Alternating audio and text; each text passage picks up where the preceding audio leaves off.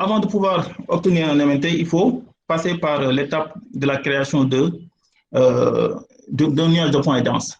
D'accord? Donc, l'énigme que résout en fait la photogrammétrie par drone, c'est le passage du 2D vers la troisième dimension. On prend des images donc, qui se chevauchent de manière stéréoscopique, on transforme ça en nuage de points denses avec les coordonnées X, Y, Z. Donc, de manière géoréférencée, donc, avec ces points-là, vous créez une maquette. Donc, ou bien vous balayez totalement ce qui est sur le sol, les arbres et tout ça. Donc, après, vous pouvez, à ce moment-là, vous pouvez faire des interpolations entre les points, texturés. C'est à ce moment que vous avez votre MNT. Maintenant, en matière de process, donc les logiciels diffèrent. Donc, avec Agisoft, par exemple, une fois que vous avez le nuage de points denses, vous pouvez sauter l'étape d'autophoto et tout, créer votre MNT. Ça dépend de l'agencement des algorithmes, en tout cas. Alors, M. Tin, vous m'entendez? Oui, je vous entends. En fait, lors du pilotage du drone, il semble que parfois, on peut perdre de vue le drone et ça peut tomber quelque part. Et c'est ce qu'on appelle le phénomène de crash en drone. Ah, d'accord, d'accord. Ça m'est arrivé 2 fois de suite, donc dans une mission. En effet, parfois, vous savez, avec la manette qui vous permet de pouvoir manier le drone, vous vous connectez par signal radio. Donc, si vous perdez le signal, souvent, le drone peut se perdre. D'accord? Si vous avez déjà planifié la mission de manière précise, à ce qu'il sache, parce qu'en partant, en faisant le décollage, il enregistre les coordonnées de décollage. Donc, s'il termine la mission de manière automatique, donc il revient, même si vous perdez le signal.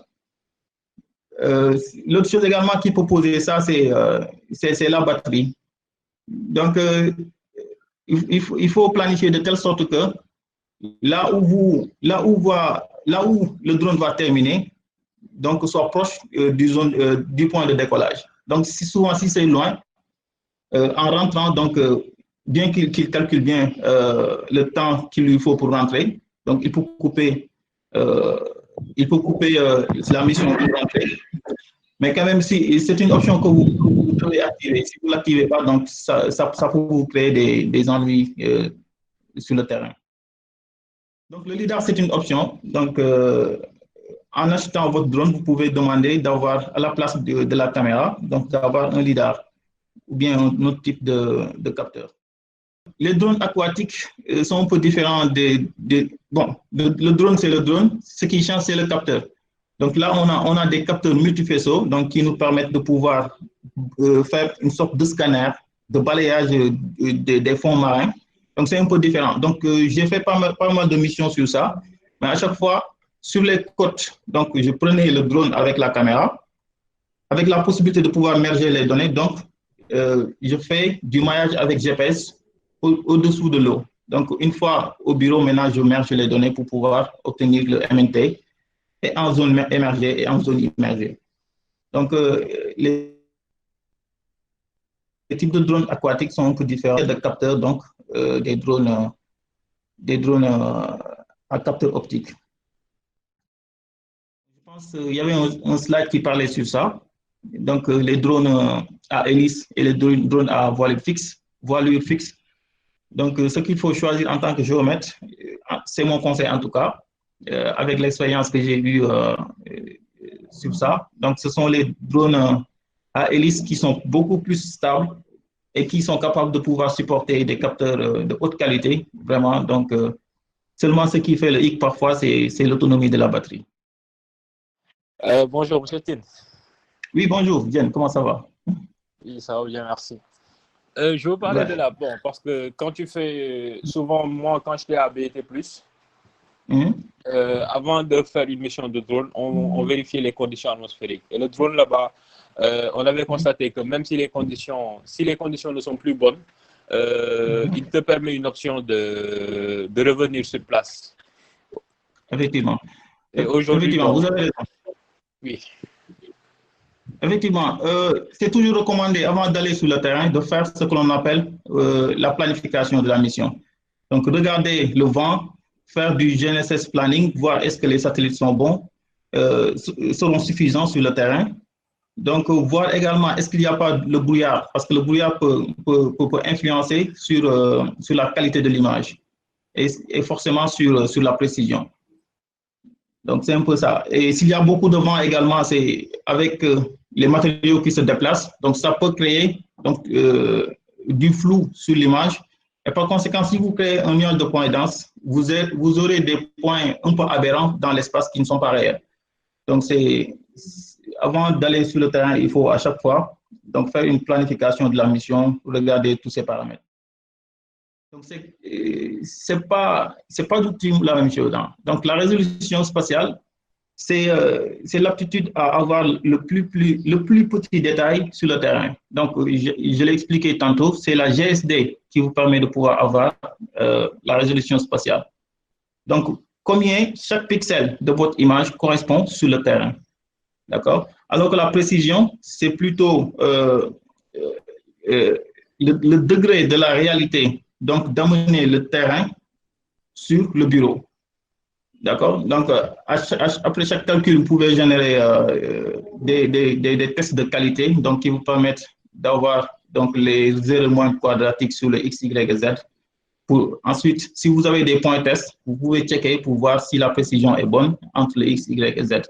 Souvent, le X, Y, il n'y a pas de problème, mais le Z, c'est souvent compliqué. Ça demande beaucoup d'exigences et de concentration sur le traitement.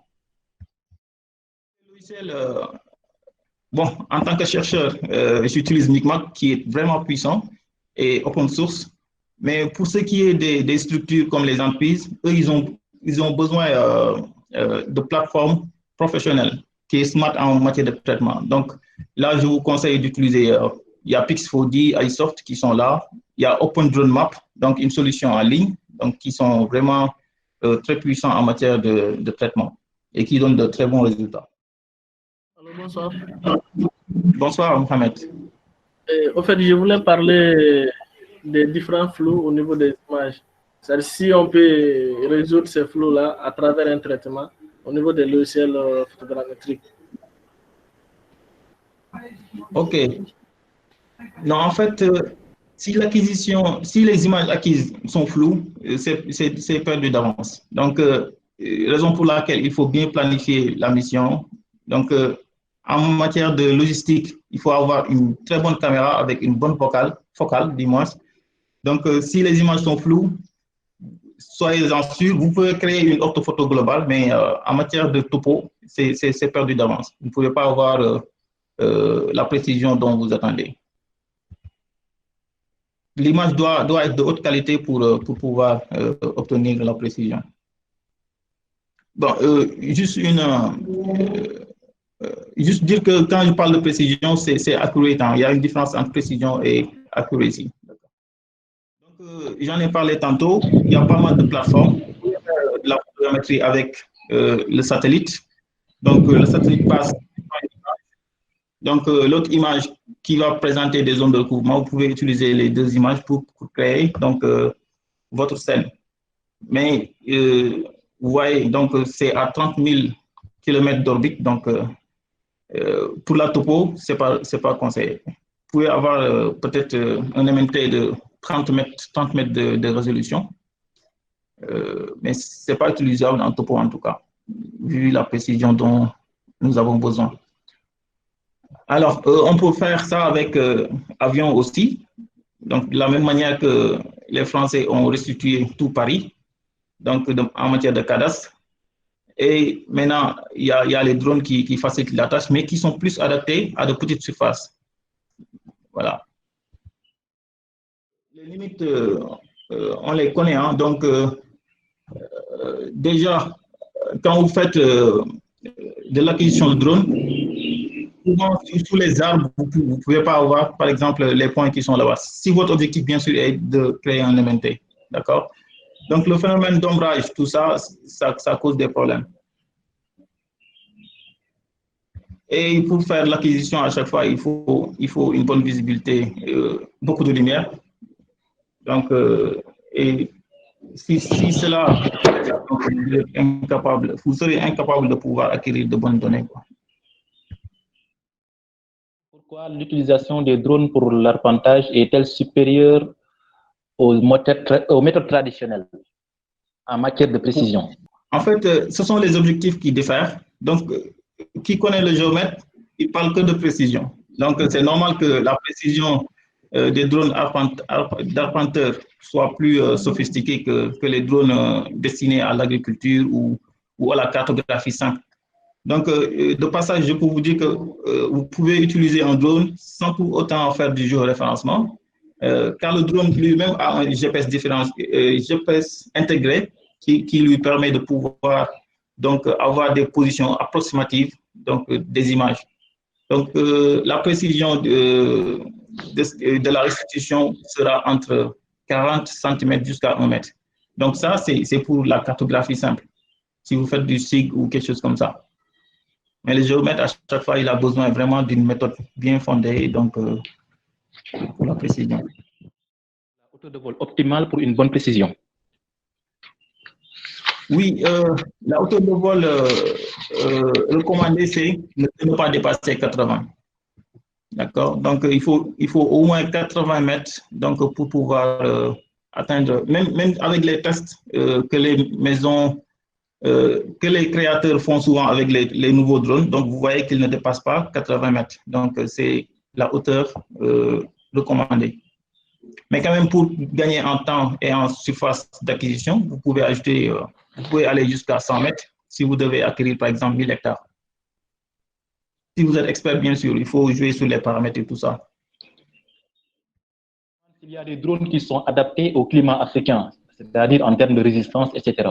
Et est-ce qu'ils sont accessibles à bon prix? Est-ce que c'est accessible à bon prix? Oui. Est-ce qu'il y a des drones qui sont adaptés au climat africain? Oui, en fait, les conditions climatiques là. Oui, c'est vrai que les drones sont faits dans des conditions très calculées, mais quand même en zone tropicale comme en Afrique, donc les gens utilisent du drone. Hein. Mais quand même, on peut rencontrer des difficultés quand même, parce que ça m'est arrivé au niveau de Matam. Donc, j'avais mon Phantom 4 Pro, la dernière version. Il faisait extrêmement chaud et à un moment donné, donc, il y a eu une explosion de la batterie. Donc, tout ça, souvent, on rencontre des problèmes quand même. Mais quand même,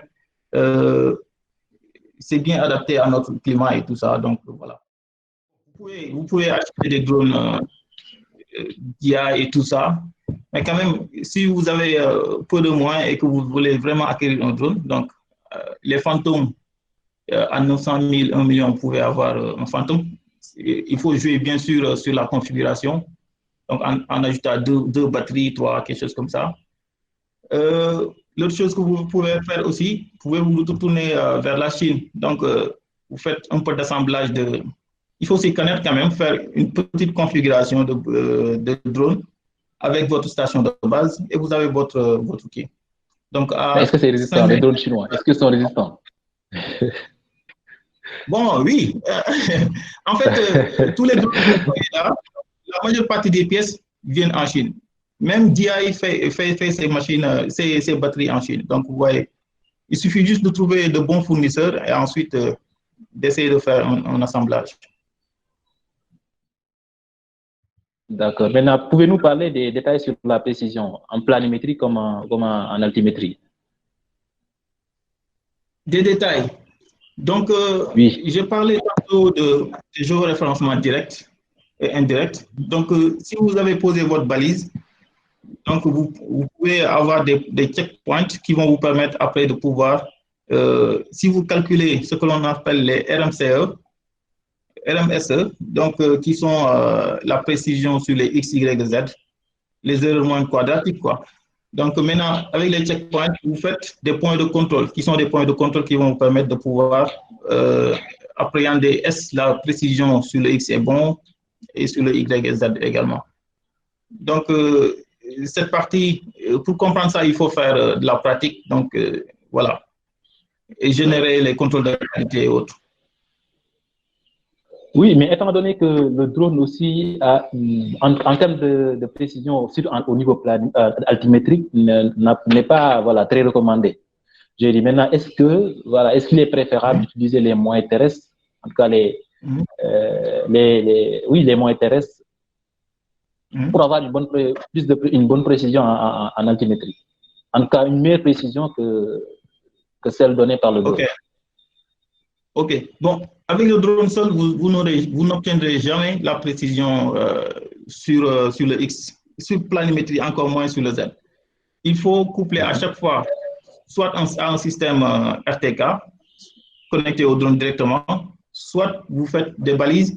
Maintenant, il y a une chose sur les balises. Donc, il faut prendre avec beaucoup de précision les balises, parce que toute erreur commise sur les balises donc, vont se répercuter sur le nuage de points, donc sur la précision de votre modèle créé.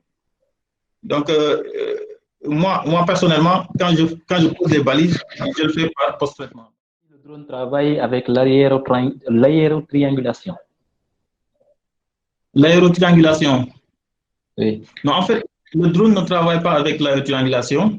Donc, le drone, c'est juste un outil. Hein. Donc, c'est comme le GPS, tu pars sur le terrain, tu prends tes données. D'accord? Maintenant, le drone vous permet d'acquérir des images de manière stéréoscopique, c'est-à-dire qui se chevauchent. C'est maintenant, une fois au bureau, que vous faites l'assemblage.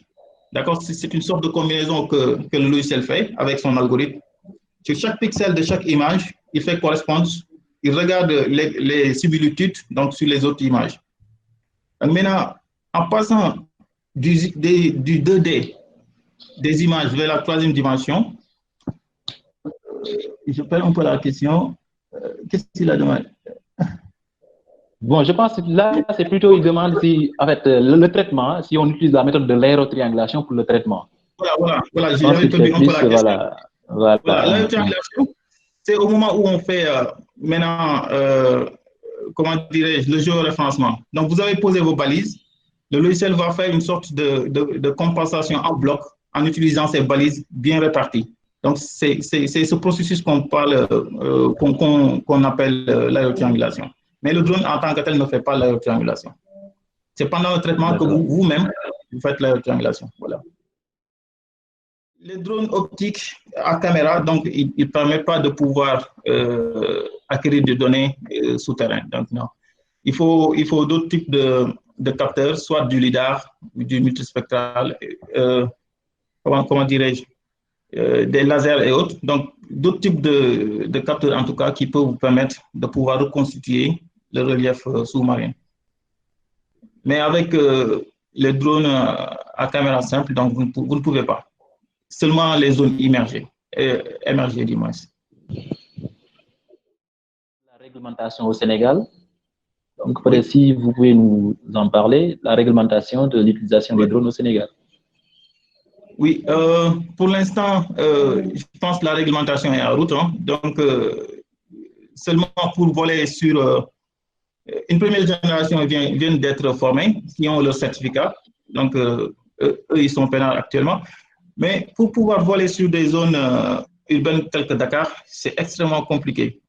Donc, il faut passer par le ministère de l'Intérieur, faire une demande en déclarant le poids de votre drone, d'accord, le type de capteur et tout ça, les paramètres, et dire la surface à photographier. Donc, une sorte de demande. Ensuite, vous passez vers l'ANACIM et tout ce processus peut vous prendre un mois. Donc, c'est souvent compliqué. Maintenant, il y a deux scénarios qui nous sauvent, la scénario 1 et 3, donc, qui nous dit, par exemple, si vous êtes en zone rurale, il n'y a pas beaucoup de maisons et tout ça, et vous volez à vue, donc là, vous êtes libre de faire du drone sans... Voilà, il faut juste alerter peut-être les autorités locales. D'accord, sans autorisation. Voilà, bon. Si vous êtes en brousse, il faut juste aussi regarder s'il n'y a pas d'aérodrome à côté ou quelque chose comme ça. Et si vous êtes auprès d'un village, donc alertez les autorités locales. Mais par exemple, si c'est un zone, il faut suivre la procédure. Voilà. Maintenant, si on voulait, par exemple, faire du drone, bien faire un lever avec un drone, par exemple, près de l'aéroport à Dias, par exemple, est-ce qu'on devrait alerter l'aéroport, les autorités de l'aéroport? En fait, en passant par l'ANACIM, donc là, vous avez, par exemple, les heures. Par exemple, vous dites, je vais voler entre 9h et tel. D'accord? Déjà, le drone, il est paramétré de telle sorte que si vous êtes à côté d'un aéroport, il va pas voler. C'est des systèmes intelligents. Donc, on a inclus dedans que si c'est proche d'une zone ou aéroportière ou quelque chose comme ça, il ne va pas voler. Donc, c'est strictement interdit. Ou bien si vous êtes dans des zones militaires ou voilà, quelque chose comme ça, les zones privées de l'État. Donc, voilà, c'est carrément déconseillé. Sinon, vous pouvez, voilà, vous risquez gros, hein, sérieusement, vous risquez gros. Et les autorités sont en train de prendre de grandes, comment dirais-je, en tout cas, c'est en train d'être réglementé. Donc, il faut à chaque fois connaître ce que... Voilà. Maintenant, la photogrammétrie terrestre, est-ce qu'elle est toujours d'actualité? La photogrammétrie terrestre? Oui. Bon, personnellement, je ne l'ai jamais fait. Mais bon, ça peut intéresser les architectes. Voilà, vous avez une façade à mettre en 3D pour faire ensuite des mesures dessus ou créer, je ne sais pas. C'est carrément utilisé, surtout en cinéma et dessin animé. Donc, on est là, on reconstitue, par exemple, une maison ou une surface en 3D. Donc, on va prendre cela et l'intégrer dans la maquette de l'animation. Donc, on utilise dans pas mal de clients, donc les génies civils et les architectes. Qui doit faire une acquisition de drone? Qui doit acheter ou bien qui doit... Oui, c'est ça, qui doit posséder un drone, si je comprends bien sa question. Moi, je crois qu'il veut dire qui peut prendre les données sur le terrain. Oui, ou plutôt peut-être qui peut piloter un drone peut-être. Est-ce que ça demande voilà, d'avoir une licence ou quelque chose comme ça? Si j'ai bien compris sa question. Si ce n'est pas ça aussi, il peut intervenir hein, pour clarifier sa question. Ouais. Bon, pour effectivement, c'est ce que je Oui, donc. C'est votre question. Qui peut piloter ou bien si on doit disposer d'une licence pour piloter un drone ou bien c'est pas ça votre question? Effectivement, c'est ça. Oui, voilà. Bon, j'ai répondu à la question tantôt. Donc, il y a une première génération qui vient d'être formée avec le docteur Labali Touré. Donc, j'ai oublié avec quelle structure d'autre. Donc, d'ici 2021, ce qui est sûr, donc, toute personne qui ne dispose pas de certificat ne pourra pas survoler. Sinon, on risque gros. Mais actuellement, la réglementation n'est pas de vigueur pour l'instant. En termes de programmation, est-il une heure idéale pour effectuer son vol? En termes de programmation, est-il une heure idéale? L'heure de survol, est-ce qu'il y a des timings qui sont idéaux pour faire son survol? Oui, bon, si votre surface n'est pas grandiose et que vous n'avez pas d'objectif de contrainte de temps, donc là, vous pouvez attendre la pique du midi. À midi pile, donc là où le soleil est au zénith, donc il n'y a pas de phénomène d'ombrage et tout ça, donc c'est l'heure idéale pour faire les prises de données. Donc sinon, si vous avez vraiment 1000 hectares à photographier, là, vous ne pouvez pas attendre à cette heure-là. Donc, vous risquez de perdre beaucoup de temps. Voilà, peut-être vers 10 heures, comme ça. Voilà. Il y a une hauteur standard de vol et comment corriger les levées s'il y a une intempérie? Je ne vois pas la question. Oups. Mamadou, il demande quoi? Il demande la hauteur standard de vol. Je pense que vous avez répondu à une question voilà, un peu similaire tout à l'heure. Oui, à 80 mètres, ouais. Voilà, maintenant, sa deuxième préoccupation, c'est, par exemple, si tu fais un survol de drone et que maintenant il y a des intempéries, est-ce qu'il y a moyen de corriger? Intempéries, c'est-à-dire? Oui. Par exemple, la pluie, par exemple, est-ce qu'il y a moyen de corriger? La pluie, non. Si les images acquises ne sont pas de bonne qualité, donc c'est perdu d'avance. Parce que vous ne pouvez pas prendre 1000 images, essayer de jouer sur les trucs de contraste et autres. Donc, il faut bien planifier la mission et aller prendre de bonnes images de haute qualité, donc en ayant bien sûr la logistique qu'il faut. Les avantages et inconvénients de la photogrammétrie. Qui? J'entends pas. Baba Diallo qui demande les avantages et inconvénients de la photogrammétrie. Bon, avantages, j'en ai parlé tantôt. Ça va vous permettre vraiment de gagner beaucoup de temps et d'économiser sur le coût. Donc, voilà. Comme vous le savez, le temps passé sur le terrain avec les méthodes classiques, vous dépensez beaucoup. D'accord? Mais l'inconvénient, peut-être, il faut avoir une très bonne méthode. Donc, sans ça, c'est perdu d'avance. Vous ne pouvez pas obtenir l'objectif attendu. Donc, il faut avoir un bon logistique. Ce n'est pas donné. Donc, un bon logiciel. Donc, et être connaisseur en la matière. Donc, voilà. Je ne sais pas si j'ai répondu à la question. D'accord. Merci beaucoup, M. Etine. Merci pour cette présentation, mais aussi merci pour l'ensemble de ces questions répondues. Et bon, nous sommes désolés pour ceux qui ont pu poser des questions sans réponse, mais bon, c'est pas encore trop tard. M. Etine va partager son adresse mail. Après, vous allez le contacter pour d'éventuels éclaircissements. Donc, peut-être juste pour... ça prouve la pertinence de votre présentation, mais aussi la réponse aux questions. C'est pourquoi il y a cette tollée de questions. Et je pense que voilà, la présentation a été claire, les questions aussi bien répondues. Donc, merci à vous, mais aussi merci à tous ceux qui ont pu suivre ce webinaire.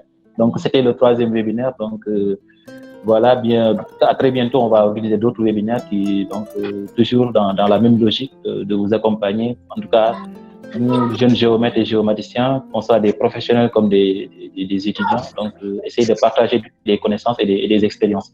Donc, ceux qui veulent ceux qui veulent intégrer le réseau, donc c'est pas compliqué. Je vais partager mes coordonnées. Vous pouvez me contacter après. Voilà, on pourra facilement vous intégrer dans le réseau.